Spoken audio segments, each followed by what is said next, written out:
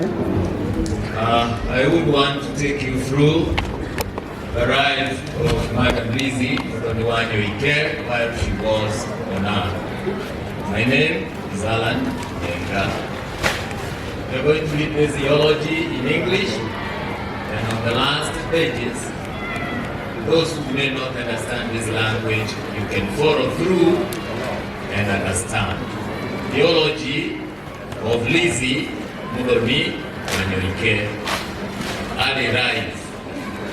Our matriarch, mentor, role model, mother, grandmother, rose from humble beginnings. She was born at Wanyoike village, location 15, Muranga district on the 28th November 1951. She was the sixth born of the late Peterson Kariuki and the late Naomi Wangeshi. Surrounded by the love and support of her brothers and sisters, John Gadage, the late Eudias Wangari, and the late Tricia Joki, Jones Joroge, Sylvia Wambui, David Mugambi, Samuel Maige, Lecho Wagekoyo, and Joseph Kiragu. Lizzie came from a very ordinary family, growing up in a rural setting, enjoying the blood and bond of all manner of characters from her mother's breast womb. As it was during those days, Lizzie grew up helping her parents attend to their farm and also helping her mother in house chores. She was focused, resilient, hardworking, and committed child, traits that defined her throughout her adult life. She was not, however, without mischief. She could at times claim credit, even in tasks that she did not accomplish personally. Being a sick-born, she was pampered by her elder siblings who could assist her on some of the tasks given. While at school, she picked up the habit of sucking her thumb, which was condemned her teachers, but in vain. She always claimed that it gave her solace, especially in a maths class, which she passionately disliked. Education. Lizzie's education journey began at Wanyoike Primary School, where she laid the foundation for a lifetime of learning. She sat for her common entrance examinations 3 years later and progressed to Kiapugi Intermediate, where she sat for the Kenya African Preliminary Examinations, KAPE, and passed. Lizzie later joined Kabuhia Girls up to Form 4.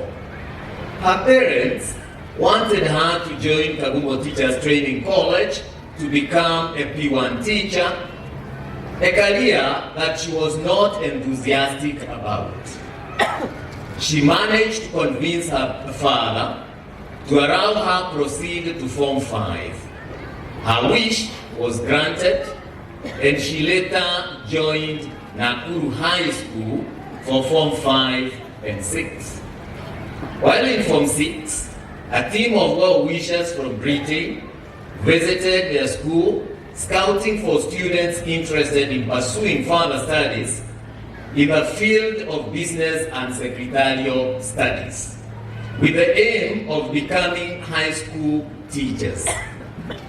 She was amongst the students who were selected to join Kenyatta College, present-day Kenyatta University, to pursue a diploma in teacher education with a bias in secretarial studies.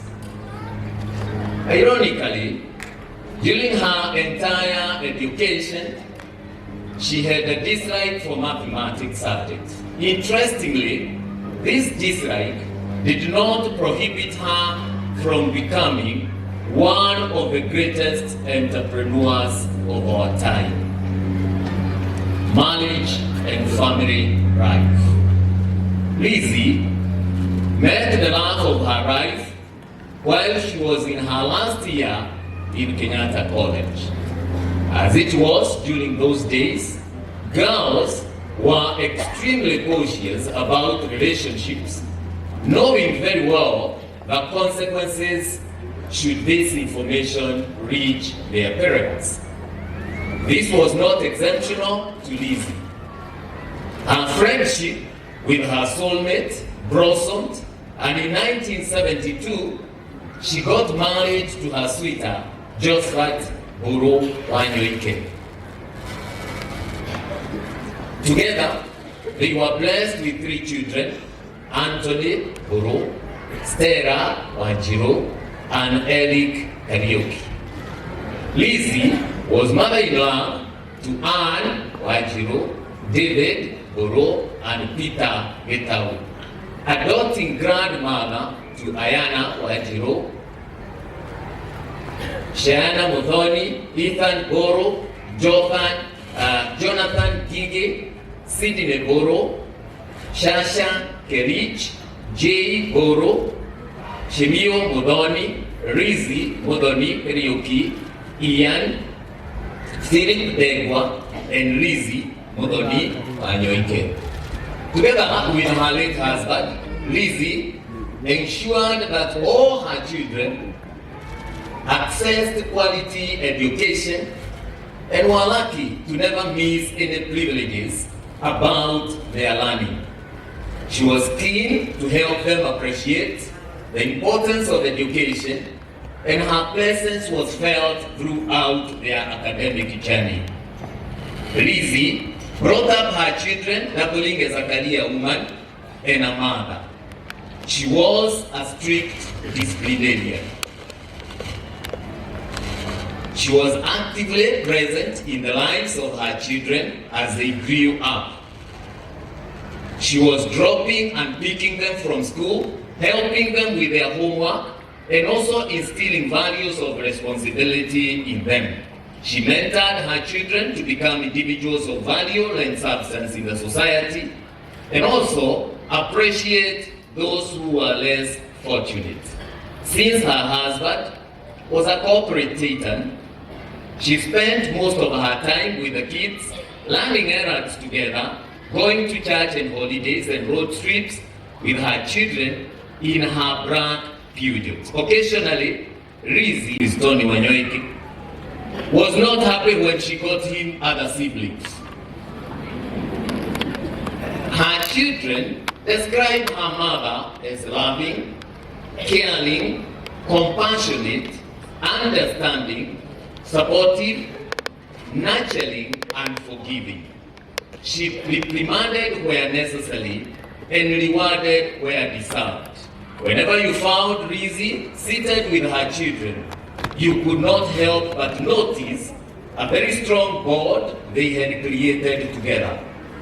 She had a tightly knitted family and was free with her children. None of the children would have a reason to hide anything from her. Although Lizzie was financially endowed, at no one time did she spoil her children by making them feel entitled for what she owned. She instilled the spirit of hard work in all her children. She had a big heart and welcomed all sundry to her home. She welcomed her younger sister, Rachel Kaleibi, and brought her up as her own daughter. She also welcomed her niece, Benina Ogua, with open arms to her home and nurtured her. It was difficult for one to notice that these were not her own biological children.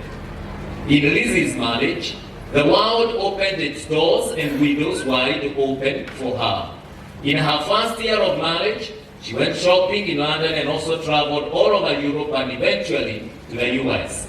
Lizzie loved traveling outside the country with her favorite destination in Switzerland. While in the country, she would take several road trips and from Mombasa and to and from Mombasa with her loving husband and children.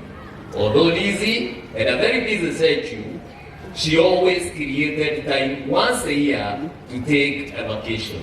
Lizzie had the finest taste of country music and slow jam. Career. Lizzie had an industrious career in the education sector, full of life, fun, and excitement.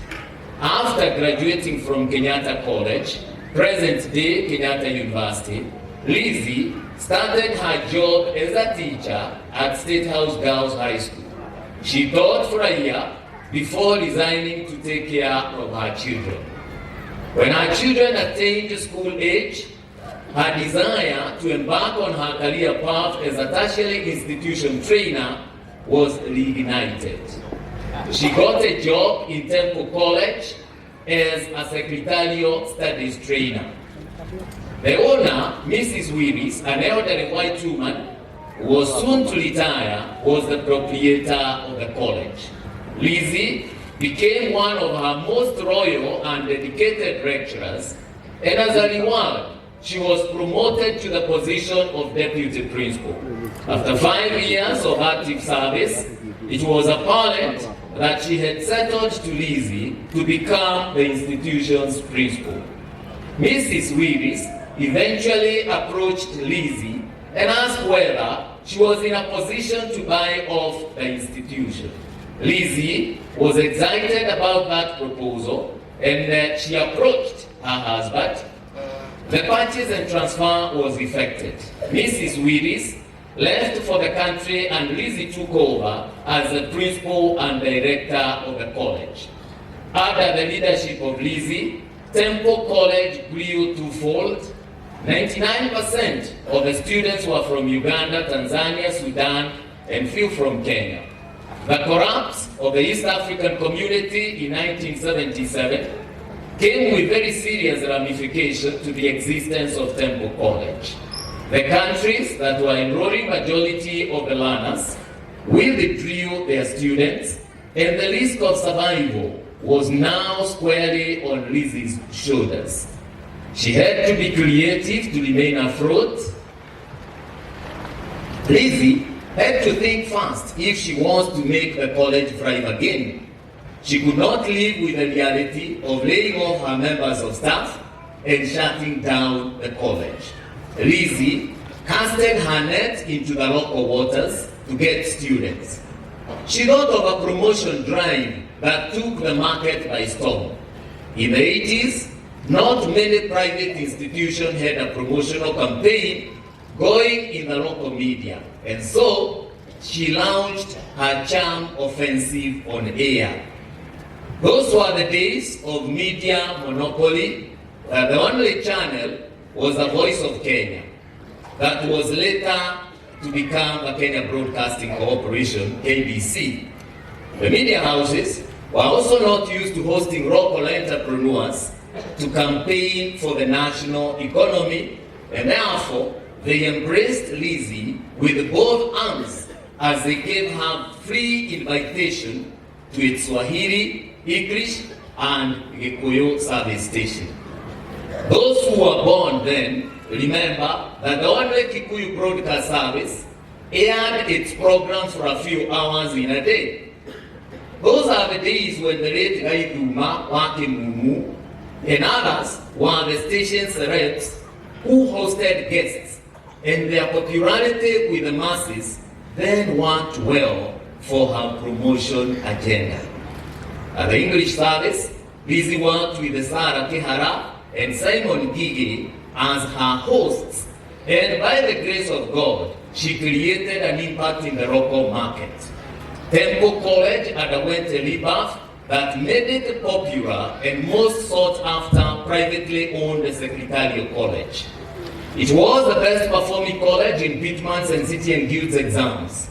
Graduates from the college were highly sought by both public and private organizations.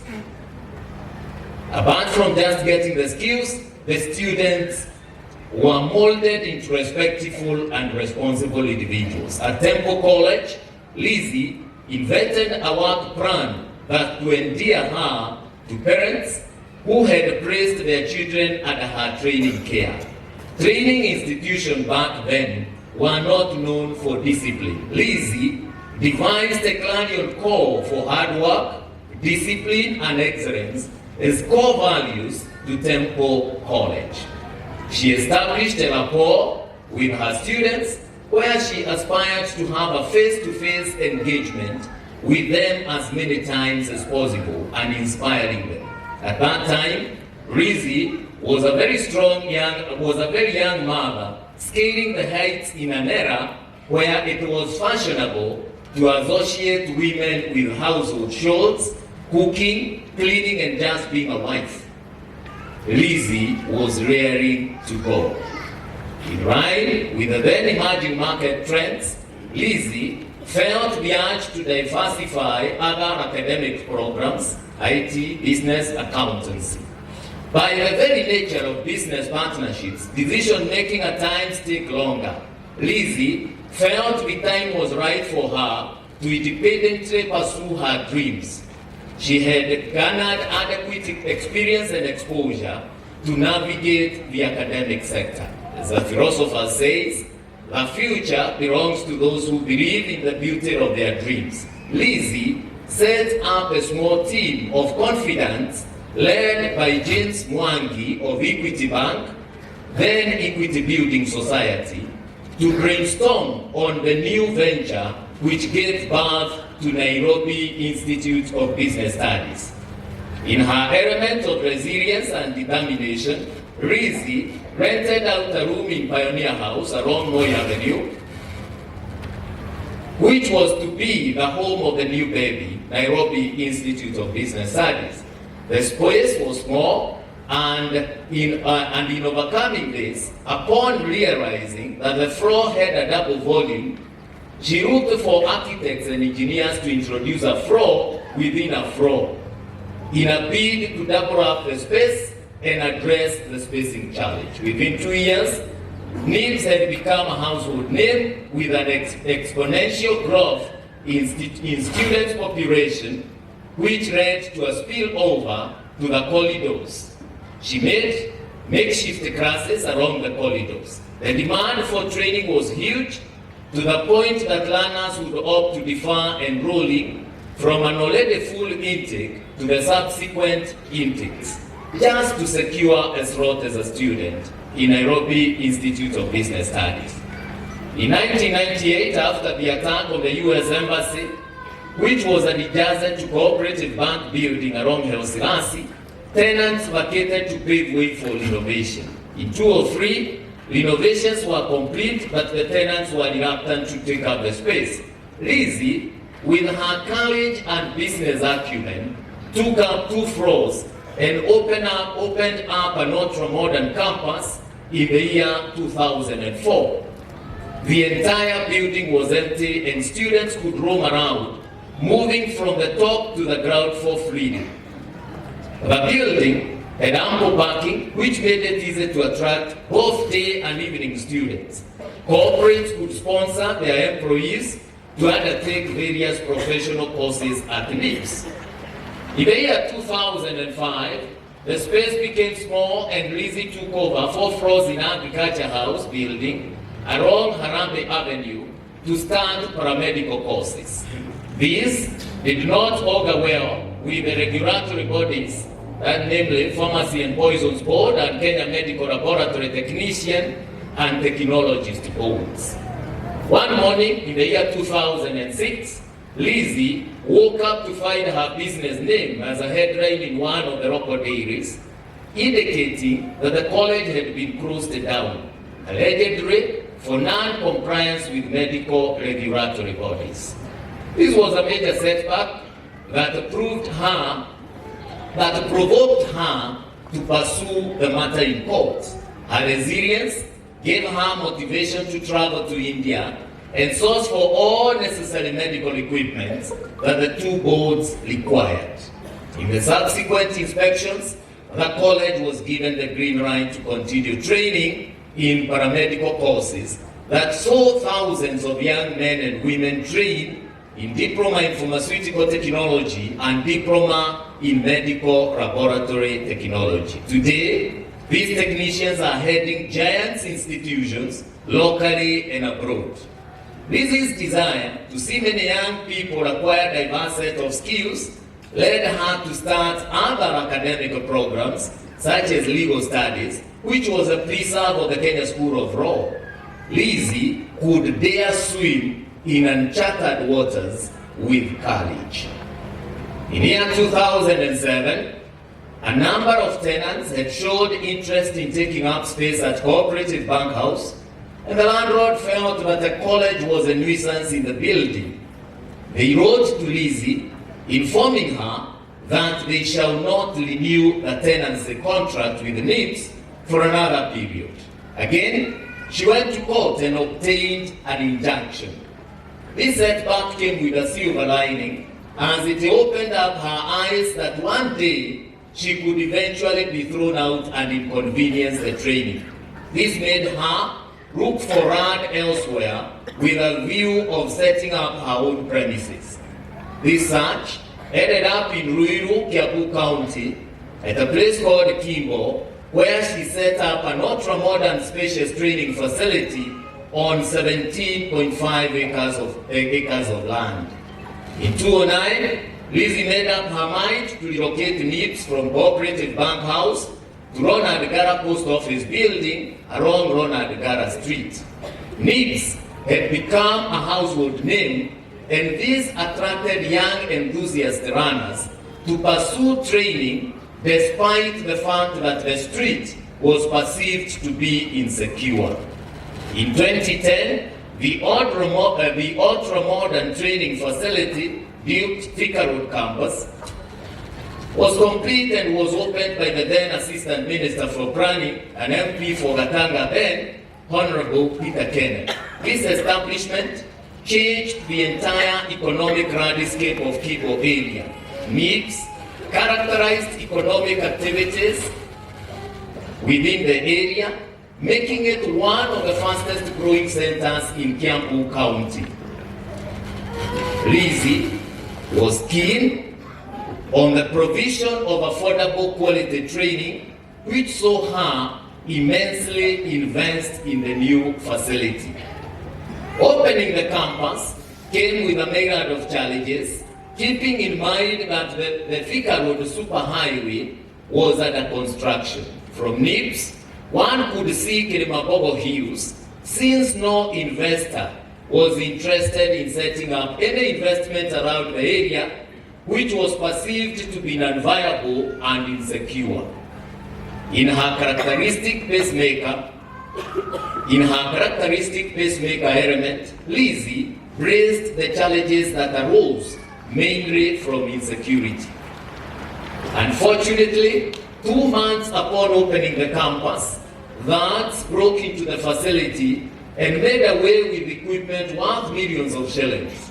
2 weeks later, NIS was raided again, and unfortunately, 2 security officers who were deployed to guard the premises were killed. This was very sad and a trying moment for Lizzie, and she was at her lowest and about to throw in the towel. However, her resilience and determination in fulfilling her vision superseded the challenges. Around 2015-2016, Lizzie embarked on a journey to set up a university. This was a smooth sail for her, as she did put up together an able team to steer the process. She made available resources to attain the university status. She recruited a vice chancellor, Professor Miriam Muita, and midwife the process. At the 11th hour, Lizzie had a change of heart due to the prevailing hype of institutions converting to universities. It bothered her that this mass exodus from technical training to university could lock out very many students who do not meet the entry grade to universities. Additionally, one of the conditions to set up a university was to drop 70% of the diploma programs. It was Lizzie's belief that provision of quality training was the sure way of breaking the cycle of poverty in the society. It was her conviction that even those young Kenyans who scored low grades in KCSE deserved a chance to acquire skills that will enable them become self-reliant and actively contribute to the economic development of the country. She made up her mind to disengage from the process of transforming NIS to a university, but instead rebrand to a technical training college, despite being awarded a letter of interim authority by the Commission of University Education to offer 4 degree programs. Lizzie's transformational leadership at the helm of NIS saw the institution evolve from a secretarial college to become the largest private tertiary institution in Kenya, offering a variety of market-driven academic programs in various disciplines. Currently, NIS boasts of an enrollment of over 5,000 students across the 3 campuses and a legacy of graduating hundreds of thousands with various professional courses over the years. Lizzie has left behind an indelible mark in tertiary training sector. The entire journey of Lizzie and NIS is an ending and cannot be documented in full. NIS Guest House and the Emory Hotel. Lizzie established NIS Guest House in 2003 as a local joint for nyama choma and drinks for the residents of Kirereshwa area. This facility doubled up as a restaurant and on-job training facility for the hospitality students undertaking their training at NIS. Unfortunately, in 2006, fire razed down the facility completely to the ground. This was a blessing in disguise for Lizzie, as she, for a very long time, had issues with her staff ranging from poor management, theft, to lack of accountability. She had grown tired of the facility. This gave her an opportunity to rebrand the facility into a foster facility. In 2015, construction of the Emory Hotel commenced in earnest. Lizzie had purposed the facility to offer commercial services and also serves as NIS hospitality students during practical training and internship. Construction ended in 2018 and the hotel opened its doors to the public within the same year. Lizzie's desire to provide livelihood for young Kenyans has seen her employ over 70 permanent employees who entirely depend on the hotel as their source of livelihood. Lizzie Wanyoike Preparatory and Senior School. Lizzie always had a desire to establish a learning center which will offer a strong foundation right from childhood and give strong values and character as a base for proper upbringing of these children. She had observed that the negative behavior amongst some of the students at college level was as a result of weak upbringing at elementary level of education and at home. She identified this gap, and in January 2021, her dream was realized through establishment of the Lizzie Wanyoike Preparatory and Senior School, which is strongly grounded on values and character. Her efforts bore fruits in 2022 when 4 pupils joined various national schools across the country. In the year 2023 KCPE examinations, another set of 4 pupils joined national schools, with the first candidate joining Kenya High. It is worth noting that the confidence young parents have with Lizzie has resulted to an enrollment of over 850 runners within a record of 3 years of existence. Lizzie has left behind a legacy and an inspiration that will drive Lizzie Wanyoike Preparatory and Senior School to where she would have wanted it to be. Christian Drive. While her illustrious academic and industrious accomplishment may paint a picture of a singularly minded woman, Lizzie's success got its sustenance from her deep faith and lifelong belief in the Almighty God. Born in a staunch Anglican family where her father was a lay leader, Lizzie was introduced to Christianity at a tender age in NIS Guest Church. Later, when they relocated to Kireaire, she joined ACK Kagajo Church, where she was baptized and confirmed. When she got married, Lizzie joined her husband, who was fellowshipping at PCA St. Andrew's Church, Nairobi. After relocating to Kuna, she went back to Anglican Church and joined St. Mark's Westlands, where she has been fellowshipping and also an active member of the Ladies' Fellowship. In 2022, she joined ACK St. Joseph's of Arimathea, Thome, which was closer to her residence. Lizzie's journey with the ACK Church was not just a path of attendance. It was a profound commitment to faith, service, and community.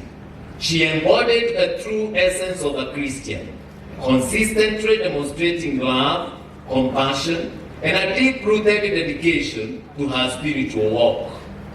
Those who witnessed Lizzie's unwavering faith served as a guiding light for those fortunate enough to know her. Her presence in the congregation was more than attendance. It was an embodiment of the teachings of Christ, marked by kindness, generosity, and a genuine concern for the well-being of others. Lizzie was actively involved in numerous church activities, from the choir loft to the Sunday school classrooms. She lent her talents and time selflessly. Her dedication to nurturing the faith of the younger generation was truly commendable. One of Lizzie's most remarkable qualities was her ability to bring people together. She had a heart that welcomed everyone, creating an atmosphere of warmth and inclusivity within the church community. Her genuine smile, kind words, and open-hearted embrace made her a source of comfort and inspiration for many. Beyond the walls of the church, Lizzie lived out her faith in her daily life. Her actions spoke louder than words, and her commitment to justice, love, and mercy reflected the teachings of Christ in every aspect. Due to the nature of her work, Lizzie found herself cutting across different denominations, where she was invited as a motivational speaker and a beacon of hope for women, men, mothers, and young people. Lizzie was a living testament of the transformative power of faith across all denominations, community, and social life. Lizzie was not just a person who gave, she was a beacon of generosity and compassion, a shining example of what it means to selflessly uplift others. Her philanthropic endeavors touched the lives of many, leaving an indelible mark on the hearts of those fortunate to be recipients of her kindness. One of the most remarkable aspects of Lizzie's philanthropy was its inclusive nature. She believed in reaching out to every corner of our community, ensuring that no one felt left behind. When it was providing support to families facing financial hardships, extending a helping hand to the elderly, or championing causes that aimed to empower the marginalized, Lizzie's heart knew no bounds. Her commitment to education was particularly noteworthy. Lizzie recognized the transformative power of knowledge and was a passionate advocate for making education accessible and affordable to all. Countless students have benefited from her scholarship, each being a testament of her belief in the potential of young minds. The results of this initiative motivated her to write her first book, entitled empowering the youth through training. During her interactions with members of the community, Lizzie used to come across several households with bright students who have completed their elementary education but cannot access higher education due to lack of funds. Through her personal initiative, as well as that of Wanyoike Foundation, she managed to offer scholarship to over 300 beneficiaries. Some of these beneficiaries are still in college, while others have secured gainful employment. This scholarship cuts across primary, secondary, and tertiary colleges to universities and was not only limited to bright needy students. Her conviction that education would break the cycle of poverty made her offer scholarships to needy cases with exemplary raw grades. She believed that the poor performance might have been precipitated by the vicious cycle of poverty and wanted to offer these students a chance to break that cycle. Ladies and gentlemen, Lizzie was always concerned that the number of needy cases were increasing exponentially. Although bothered that she could not be in a position to assist all of them due to the limited resources at her disposal, Lizzie had faith that God would provide a way because she had the will. Lizzie's acts of kindness were not limited to education. In 2020, she did set up an ultra-modern dental unit, complete with a computerized dental chair in Ruiru Level 4 Hospital, Kiambu County, to address the gap in the hospital's ability to provide quality dental services to the public. This is recognized that the community thrives when its members support one another, and she took it upon herself to ensure that no one in Ruiru went to bed hungry. Lizzie had set up a food program in Thika Road campus, which was more than a charitable effort. It was a lifeline for families facing economic hardships, a symbol of hope for those in need. She went further and supported those who needed to get into economic ventures to sustain their livelihoods. Lizzie has supplied several motorcycles to young men to run their boda businesses, as well as opened small retail chain businesses to others so that they can have a source of livelihood. All these initiatives drew a lot of admiration locally and internationally, making win coveted accolades such as the Ernst & Young Entrepreneur of the Year Women category in 2018, Dial Award Entrepreneur of the Year, the Top Women in Business Award, the Trailblazer Women in Business of the Year Award in 2018, and was also among the top 100 Kenyans in 2021. Lizzie was also appointed by the chair as the chair Kenyatta University Alumni Association Interim Board by the Vice Chancellor, Professor Wainaina. Lizzie's philanthropy was not merely a financial contribution. It was a personal investment in the well-being of others. Her hands-on approach, be it in volunteering at local charities or organizing community events, showcased her dedication to making a tangible difference in the lives of the less fortunate. In times of crisis, Lizzie was a pillar of support. Her acts of kindness extended beyond material assistance. She offered a shoulder to lean on, a comforting word, a reminder that even in the face of adversity, there is hope and compassion. As we bid farewell to Lizzie, let us carry forward the torch of her philanthropic spirit. Let us be inspired to embrace the needs of our community, just as she did, and to find joy in the act of giving. May her legacy of philanthropy live on in the countless lives she touched. And may we be motivated by her example to create a world where kindness knows no boundaries. Parting is such a sweet sorrow. Lizzie had enjoyed a lifetime of good health until 2018, when she started developing acid reflux symptoms. She got treated at Aga Khan Hospital, but the symptoms did not completely disappear. She could complain of head congestion, though it was manageable. The year 2022, Lizzie started losing weight and feeling tired, which slowed down her normal work routine. Around February 2023, she was diagnosed with cancer, which was at an advanced stage. She went to India for treatment, and after her chemotherapy, she bounced back to life and even managed to grace NIS 14th graduation in October 2020.